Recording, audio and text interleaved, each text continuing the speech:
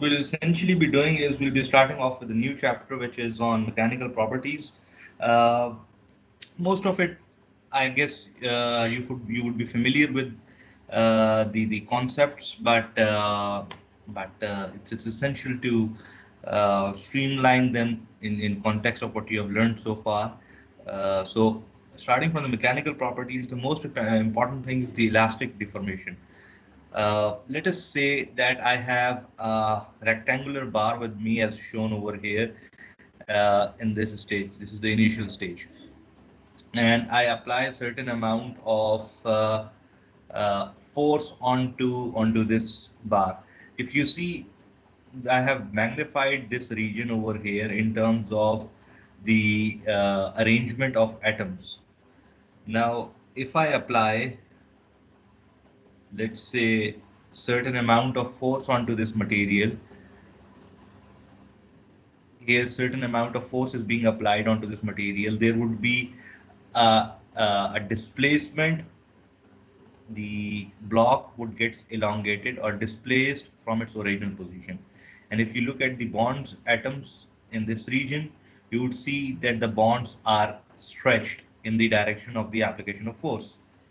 Now, as soon as you remove this force or unload this external force that is being applied onto this sample, you would see that the bar gets back to its original position and the atoms also get back to its original position. This behavior is known as the elastic behavior. And once you have to plot the force versus displacement graph and you have to show the elastic behavior, you basically represent it in a reversible manner. That once you start loading, applying force, there is certain displacement. The moment you reduce the force, there would be a zero displacement. The material would get back to its original position. This behavior could be linear, which is known as linear elastic behavior, or this could also be non-linear, but it could still be the elastic behavior as in the case of rubber. This is the elastic deformation. Moving on towards the plastic deformation in metals, again you have the same rectangular bar that is stationary at the initial position, and you have this region of atoms that you have looked into. The atoms are equally spaced apart, they are following a certain order, as you already know. Now, if a small load is applied onto this block, this load is greater than the load that was applied in the last slide, and you would see a greater deformation in the material. But this deformation is essentially, if we looked at it at a micro level in terms of the atomic arrangement, you would see that there is an elastic and plastic deformation. Elastic deformation is essentially due to the stretching up of the bonds, but you would see there is shearing of planes that have taken place. Planes have sheared along each other, so bonds stretch and planes shear as a result of this application of greater amount of force, which both includes elastic and plastic deformation. Now, once you release the load, you already know that the atoms would get back to their original position as in the case of elastic deformation. But the sheared planes, there would be a deformation, permanent deformation that would be there due to the shearing up of the planes. Planes would still remain sheared even if the force has been removed, and this deformation that is due to the shearing up of the planes is essentially the plastic deformation or the permanent deformation. In terms of graph, if you want to have a look, you would see that this is force versus displacement plot. Up till this point, your behavior was elastic, linear elastic. And then when you entered into the plastic region, this is the plastic behavior, which is not linear behavior. And when you release the force, the the body would not get back to its original position, which is this position. There would be a permanent deformation, which is measured by this length. This permanent deformation or plastic deformation is basically associated with the shearing up of the planes. All right, clear enough? Sir ये जो क्या नाम है linear elastic होगी जी sir second में, ये क्या दोबारा उसी प्लेस जगह पे आ जाएगी? तो फिर आपने कहा कि ये परमानेंट डिफॉर्मेशन भी हो जाएगी। Now there are two components ना, एक अगर आप इस फिगर को देखें no sir, I bond am talking about graph. जी जी ग्राफ की क्या बात करें, आपने कहा कि दोबारा उसी पोजीशन पे आ जाएगी, तो फिर परमानेंट डिफॉर्मेशन कैसे हो जाएगी? दोबारा उसी पोजीशन पे किस तरह आएगी, ये लीनियरली इलास्टिक जो है ये वापस इस जगह पे आएगा, इधर ग्राफ खत्म होगा, ये जो है ये परमानेंट डिफॉर्मेशन होगी आपकी। ओके सर, सही होगी। When your force is essentially zero at this point, there is still a deformation in the material. All right. Right sir. Again, plastic means permanent deformation. Again, now, how do you quantify engineering stress? Engineering stress or tensile stress is average tensile force per unit cross-sectional area. So if you have this block, this is the cross-sectional area. The force applied onto this block, which is the tensile force divided by the cross-sectional area A naught, would give you the engineering stress represented by this symbol. This could be pounds per inch square or newtons per meter square. All right. Original cross-sectional area before loading. So Ft is the force that is being applied, and A naught is the original cross-sectional area that was there before the loading was applied. How do you quantify engineering strain? Engineering strain represented by the symbol epsilon. When a load applied on a body, it deforms, as you already know. The deformation or change in length per unit original length is called strain. For example, if you have this body and the force is being applied onto this body such that the body elongates by this white region. This is the elongated region. So this is the original length L naught. The elongation is change in length by 2 on this side and change in length by 2 on this side. So how would you quantify your strain? Your strain would be the total change in length divided by the original length. That would be your strain. And I need not to remind you that strain is essentially a unitless and dimensionless quantity. Now, stress strain testing. How does a material behave when a load is being applied onto it, and how does it resist? Is basically gauged by the stress strain testing, uh, which is also known as tensile test. What you normally do is that you have this, in simple words, you have a specimen and you basically apply tensile load onto the specimen and start measuring the deformation as the load is being applied. So as the load is being applied, you are measuring the deformation until the material fractures. With this data, you basically have a stress strain plot. Uh, a typical tensile test specimen is of the dumbbell shape. You have different standards for this tensile specimen.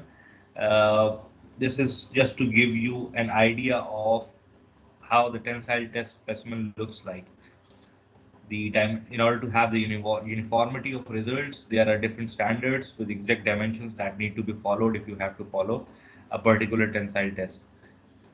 In the typical tensile test machine, you essentially have a load cell that is being used to apply calculated load onto this specimen that is mounted in the tensile testing machine. There is this extensometer which is used to measure the strain as the sample is being stretched. At times, you will not find this strain gauge installed onto this tensile specimen. Rather, you measure the displacement of this machine with regards to the original position, that is this moving crosshead movement would give you the displacement. So the force measurements are associated with the load cell and the strain measurements, they are associated with the extensometer. Once you have the data of force or in other words stress and strain, you can have a stress strain plot for the tensile testing. Now, typically you could have these two kind of tensile stress strain plots. On y-axis you have stress, on x-axis you have strain. There is one kind of behavior where you have the linear elastic deformation and then there is certain amount of plastic deformation that takes place after which the material fractures. This is one kind of behavior that you could have. Another kind of behavior that you could have in a stress strain plot, depending upon the material you're using, is that you have a linearly elastic region, that you have a linear region, and then you have the sudden fracture region. These two kind of behaviors you could have. Now, let me ask you a question that out of these two, which one do you think shows a brittle behavior and which one shows a ductile behavior? Sir जो पहला graph है वो ductile और दूसरा brittle है. Beetle. Very good. So if you have any ambiguity regards to what a brittle material is or what a ductile material is, this is a ductile material and this bulb is essentially a brittle material. What is the difference? Solid materials that can undergo substantial plastic deformation prior to the fracture are called ductile materials. This is significant amount of plastic deformation that you are visually seeing before the material essentially fractured. In case of brittle materials, negligible plastic deformation before the fracture takes place. So if you see the amount of plastic deformation is almost negligible before the actual fracture takes place. So brittle materials, they won't give you any indication before the fracture would essentially take place. It would be a catastrophic failure. Moving on to the stress strain curve, different regions within the stress strain curve. Let's say I have a ductile material, aluminum and copper, or aluminum or copper, and we have a stress strain plot. This is a typical stress strain plot where I have highlighted different regions. OA, this is the region which is the elastic region in this ductile stress strain curve. A is the elastic limit where Hooke's law is being obeyed. That means in this region, force is directly proportional to the displacement. All right, and K is the constant.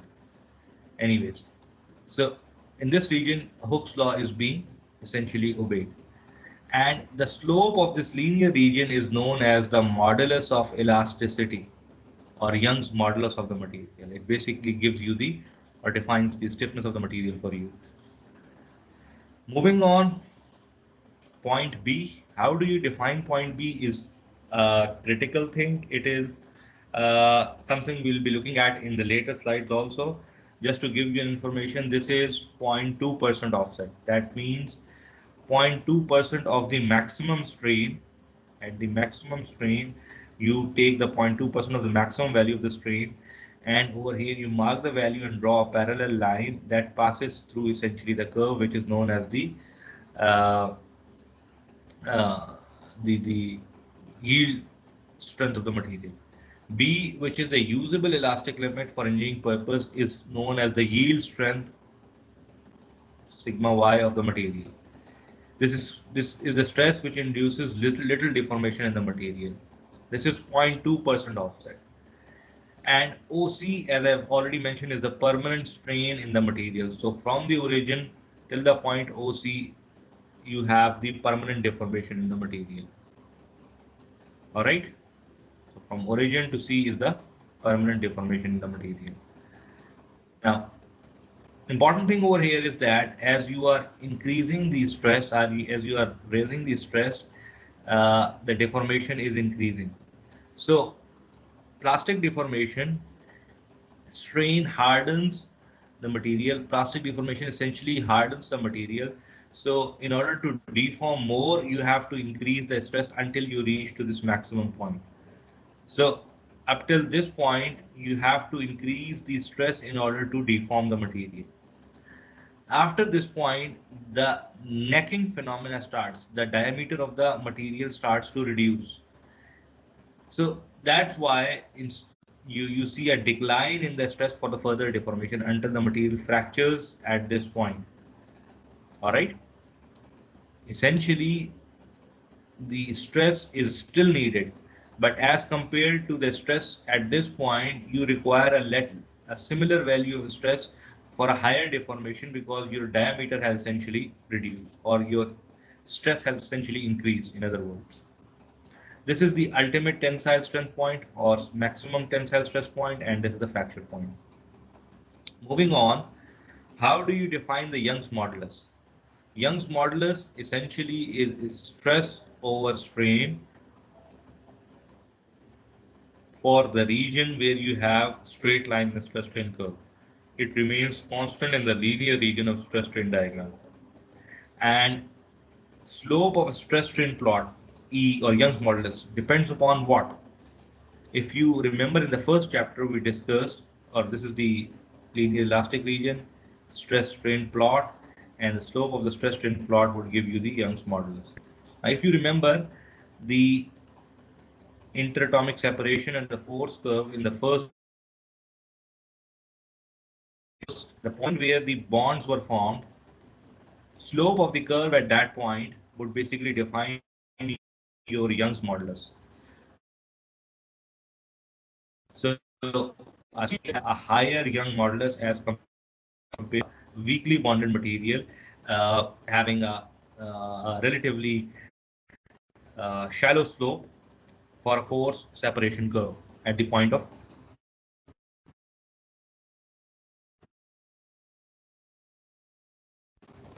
typical comparison of Young's modulus of different materials. You have metals having high Young modulus. Steel normally has a Young modulus of 220 gigapascal. Gigapascal is 10 to the power 9. Ceramics also have high Young modulus, relatively low Young modulus due to the GG. Sir आपकी आवाज में distortion आ रही है sir अचानक रुक जाती है और अचानक फिर आ जाती है सॉरी सर आपकी आवाज सही नहीं आ रही कब से सही नहीं आ रही बेटा सही जो आप यंग मॉडुलस आपने जो ग्राफ से स्टार्ट किया था ना तो बेटा you should have told me at that point. Sir हम देख रहे थे कि कहीं सही हो जाती आप सबको इशू आ रहा है No, sir. Better then you have to check back on your internet connection. If the problem is Yes, sir. G. Sir, आ रही है. Yes, sir. Issue, sir. Distortion. Sir, distortion आ रही है. Is there anyone who is not having an just a minute? Is there anyone who is not having an issue?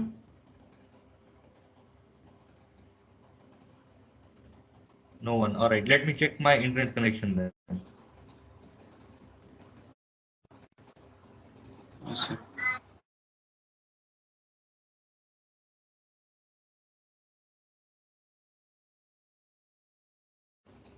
All right. Can you guys hear me? Yes, sir. आवाज बेहतर है अब? Yes, sir. Now it's better. All right. Great. So I was referring to this Young's modulus part.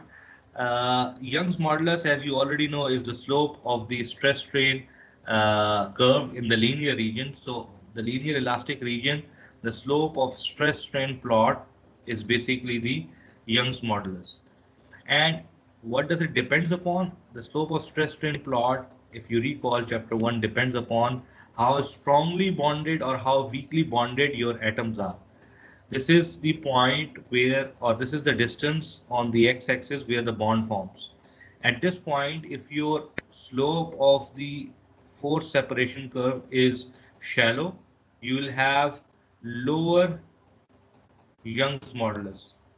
But if your slope is higher at the point where the bond is formed, you would essentially have a higher value of Young's modulus. So it is dependent upon the bond strength of a material. The Young's modulus or the stiffness of a material is dependent upon the bond strength of a material. All right? Clear enough? Yes, sir. Yes, sir. Right. Now, comparing the typical Young's modulus of different categories of materials, metals and alloys, they usually have the high Young modulus. Ceramics also have comparable Young moduluses. I mean, depending upon the exact material, the range would vary. Young modulus are normally expressed in gigapascals. Steel, which is the most commonly used material, roughly 220 gigapascal is the Young modulus for steel, the medium carbon steel. Obviously, different kind of steels would have different variation in the value, but not as much. A generic value is this much. Polymers would have relatively very low Young's modulus, primarily due to their ductile nature. And composites, the values would vary depending upon which material you are referring to, or what is the composite made up of. So metals and ceramics have almost similar Young's modulus. Polymers have much smaller Young's modulus. Yield strength, as I'd already defined, is stress at which noticeable plastic deformation has taken place. The American standard is that you use a 0.2% offset. How do you do that? You take the 0.2% of maximum strain value. So this value over here is essentially 0.002 of the maximum strain. What you do is that you draw a line which is parallel to the original curve line, this line. This is a parallel line drawn which is passing through 0.2% offset, 0.2% of maximum strain. The point where this line, parallel line, cuts the curve, the original tensile stress strain curve, is essentially your Young's modulus, or yield strength, the value of the yield strength. This is basically the point where you could have noticeable plastic deformation. That is the limit of stress that is being used as a design value in the engineering purposes. For usable elastic limit or for engineering purposes, you use this yield strength value. Yield strength comparison, again, it would be in this yield strength of different metals would be expressed in terms of megapascal. Uh, Polymers would have lower yield strengths as compared to metals. Why is there no yield strength mentioned against ceramics?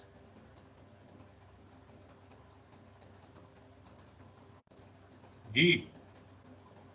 Why is that no yield strength is being mentioned against ceramics? Sir brittle होते हैं वो. G. Ceramics are essentially brittle in nature. Now, moving on to the next part, these are the different regions of the tensile stress strain curve.